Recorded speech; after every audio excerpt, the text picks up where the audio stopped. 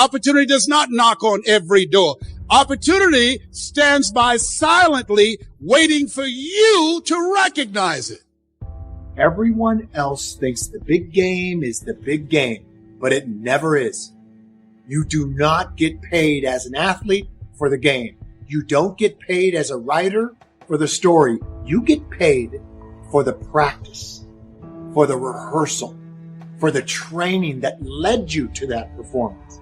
Daniel Coyle, who wrote the Talent Code, studied several hotbeds of talent all around the world, tennis clubs, swim centers, classical music schools, and he found that the most successful people have completely different relationship to practice.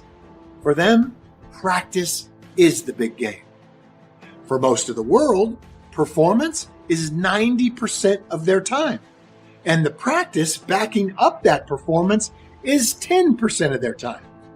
If you want to be the best, you've got to flip that script. You've got to make rehearsal, practice, and training the center of your universe. You've been seduced by, like me and everyone else, with the just do it thing from Nike.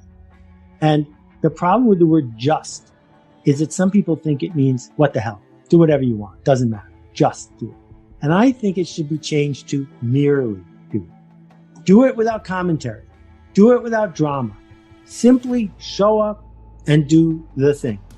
Focus on the practice, not hoping and wishing for the outcome that you need to be reassured by, but the practice, the best you can do it. Because what could be better than the best you could do it? Nothing. So do that, learn from what works, and then do it again.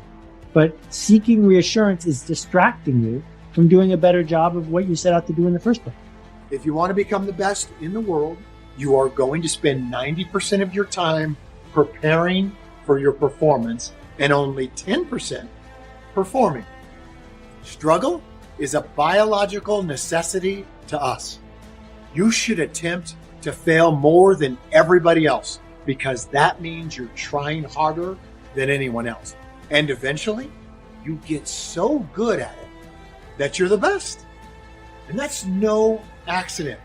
That's because of practice. So forget about the big game. Get out there and practice, and make sure you're practicing outside of your comfort zone. That's what the best do differently.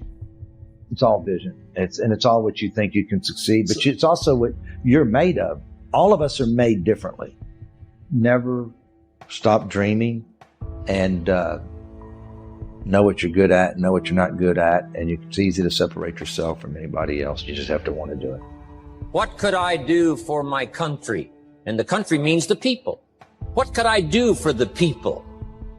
I want trophies. I want recognition. I want high self-esteem. I would even like a chance to make a fortune. John Kennedy said it's easy. Don't ask what the people can do for you, but ask, what could I do for the people? Could I directly and indirectly serve many in my country? Now, Zig probably said it best. Zig says money isn't everything, but it ranks right up there with oxygen. Zig says, my dentist told me, Zig, only floss the teeth you want to keep. Forget the rest. But here, Zig is famous for this now. This is one of Zig's philosophies, and it goes right along with the other two, the Bible and John Kennedy. Here's what Zig says. If you help enough people get what they want, you can have everything you want. If you help enough people get what they want, you can have everything you want. Now, wanting everything you want, we call that self-interest. But it's okay to have self-interest if you do it in a positive way. By helping enough people get what they want, you can have everything you want. Now, you can accomplish all that by learning this next skill called recruiting. And I learned it, and it made me fortunate. So now I've got 3 skills: milking cows, making sales, and recruiting. Here's the next skill I learned that paid big money: organizing. Once you got a few, get them to work together, see, and that's magic. Getting people to work together is magic. Now, yes, it's challenging, like having several members of your family. Getting them to work together is challenging, but it's magic. Getting husband and wife to work together is challenging, but it's magic when it happens. But everything magic is challenging. Just got to jot that down. Everything magic is challenging. But once you figure out the challenge and go for it, then the magic occurs. Let me tell you how magical people working together is. Let me quote the Bible again. It says, if 2 or 3 agree on a common purpose, nothing is impossible. Just try that on for your mental size. If 2 or 3 agree on a common purpose, nothing's impossible. Everybody's looking for a challenge. Here's what I teach, especially the kids. Here's the best challenge in the world. Let's go do it. Not you go do it. Let's go do it. If 2 or 3 of us decide on a common purpose to do it, nothing's impossible. Incredible. Working together, organizing.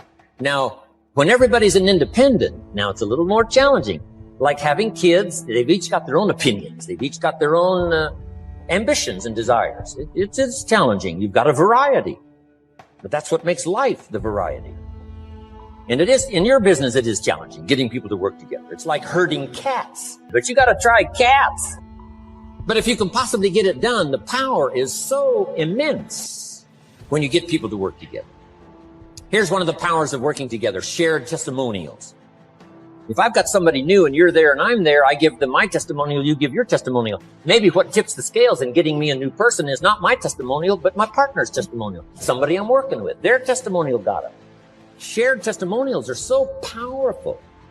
That's why working together is okay, is powerful. Now, working by yourself is okay. All this stuff is okay.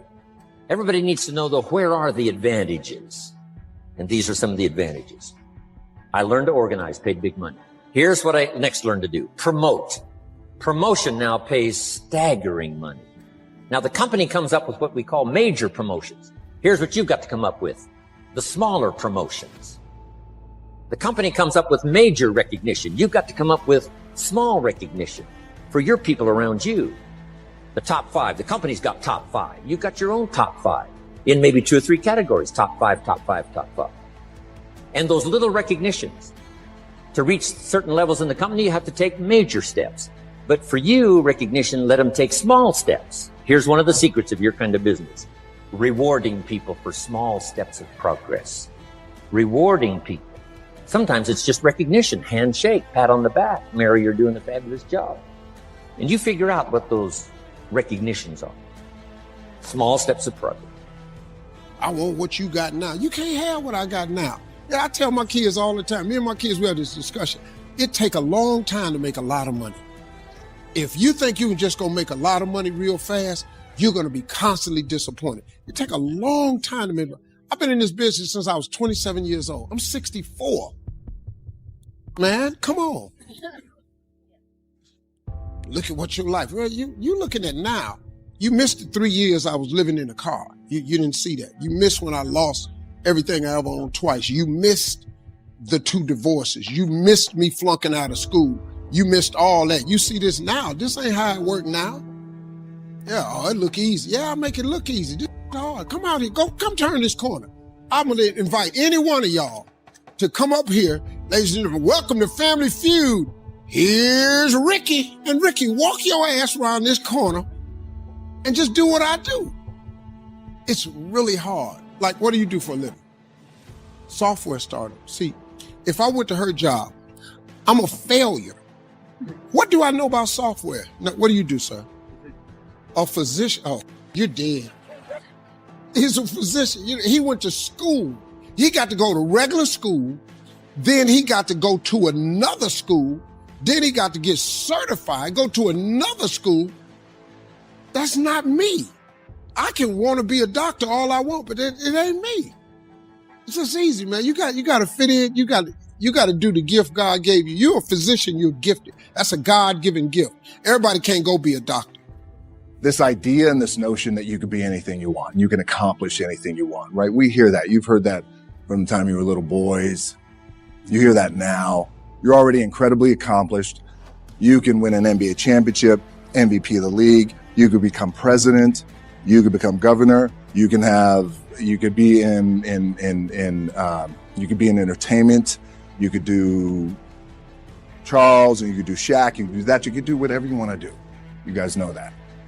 The thing that has worked for me is to remember the hard times. So, and I'm sure you guys all have your processes. And again, I'm going to tell you what's worked for me.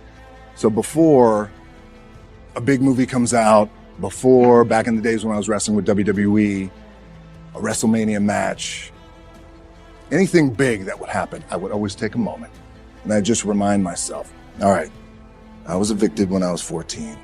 We were kicked off the island. We couldn't live in Hawaii. Had no place to live.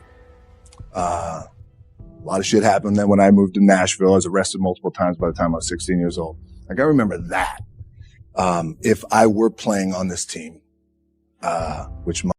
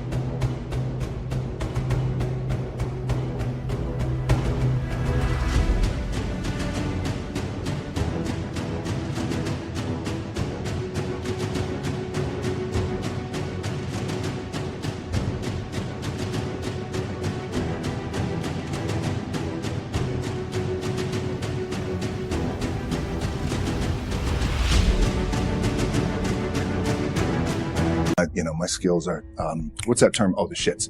But before I lace up, before I get on the court, before I play in these big games, before I go to the Staples Center, where history is there, those are historic walls there at the Staples Center. I would remember that. And it allows me then to be present in the moment and understand, holy shit, the stuff I have around me right now, this is the shit that I dreamed of when I was a kid. I am here. I played for University of Miami, played for great teams. Warren Sapp, Ray Lewis, they were my teammates. They were balling.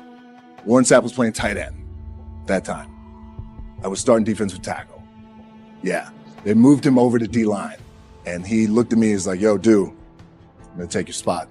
We battled, and he took my spot. And you can imagine how that fucked with me, because there goes my opportunity. He went in, switched to defensive tackle, lit the world on fire. Well, what that did, it crushed me. It crushed my dreams. I had a piss-poor senior year, 0 production, no NFL, no combine invite, nothing. Finally went to the CFL, Calgary Stampeders, making $250 a week Canadian. Now, I had to send that shit home to my wife at that time. Had no money. So I remember that. I got cut from Canada. I had $7 in my pocket. And I always tell that story. So now my production company is $7, advertising agency is $7, everything is $7. So I always remember that. What helps me is to keep the hard times in the front of my mind, because it allows me to go into these big moments that I've worked my ass off, and you guys have worked your ass off. It allows me to go into these big moments with a different perspective. What it also does for me, and again, this is what works for me. Like, I keep my back, excuse my language, my back is up against this motherfucker every day. It's against this fucking wall. Excuse my language. But it's up against this motherfucker because it's what I believe in. And when my back is against this motherfucker, then there's nowhere to go but that way. That's it. So I feel like this could be something, an ideology and mindset that could help you. Could, if you look at it that way. Because you made it already. We made it. We're successful boys, and we're lucky boys to be where we're at. Oh, you guys made it. Everybody's rich in the room. Nobody's going to get evicted anymore. Anything you got, there's no more money problems, right? You got a lot of hands out now. Hey, can I get a little bit? Can I get a little bit? Right? That happens. But when you make it, for me, I need this. I need this. So every day, my back is up against this motherfucker. And this is how I operate. Now, doesn't mean you don't smile. Doesn't mean you don't laugh and joke, right? You're happy. I'm happy. I'm a happy guy. But when it comes to business and when it comes to executing, it's up against this. And I got to go that way. And I don't give a fuck who is in front of me. They're not going to stop me. I feel like for me, it feels seamless because you prepared for so long. But it's just like you guys prepping for a game. That's the fun part. That's where it's like, fuck, it's fun, man. People are paying their hard-earned dollars to come see you. They're cheering. They're going bananas. They're booing the shit out of you or on the road. That's fun. That's what you live for. I mean, that's the juice right there. The prep is where the character's made. And I just don't mean the character I play. I mean the character in here. So for me, the prep is getting with the director, getting with the producers, getting with the writers, so in essence, it's like getting with all your coaches and your different position coaches and all the meetings that you have to have, right? So that's the work you put in. The key for me was, where does it start? What's the anchor? What's the anchor? So I could have all these ambitions and you guys have all these ambitions, which is great. It's important. I'll play this role. You'll play that role. I'll execute this thing and it'll come out this summer. You guys will execute this thing during the summer, right? When it's time to really put in a lot more work. But the key with me is just always finding what the anchor is. And the fucking anchor is getting up at 4 o'clock in the morning every day before anybody else and grounding my thought process is in the no one will outwork me. No one.